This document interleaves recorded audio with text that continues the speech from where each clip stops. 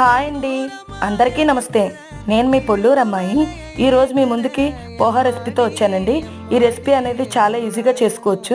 మన దగ్గర అటుకులు ఉంటాయి కదండి, అటుకుల్లో కొంచెం వాటర్ అనేది వేసుకొని ఇలా వాష్ చేసుకొని వడకట్టేసుకోవాలండి. ఒక జల్లెడలో వేసుకొని ఇలా వడకట్టిన తర్వాత మనం ప్యాన్ పెట్టుకొని అందులోకి ఆయిల్ అనేది వేసుకోవాలండి. ఆయిల్ వేసుకొని హీట్ అయిన తర్వాత ఇందులోకి పోపులు, అలాగే 2 టేబుల్ స్పూన్ల పల్లీలు, జీడిపప్పు యాడ్ చేసుకొని కొంచెం ఫ్రై అవనివ్వాలి.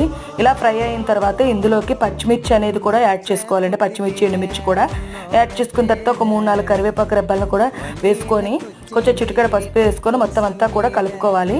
ఇలా కలుపుకున్న తర్వాత ఇందులోకి మనం ముందుగానే వడకట్టి ఉంచుకున్న అటుకులను అనేది వేసుకోవాలి. ఇవి వేసుకొని మొత్తం అంతా మిక్స్ చేసుకొని కొంచెం సాల్ట్ వేసుకుంటే ఈ పోహా రెసిపీ అనేది చాలా ఈజీగా ప్రిపేర్ అయిపోతుందండి.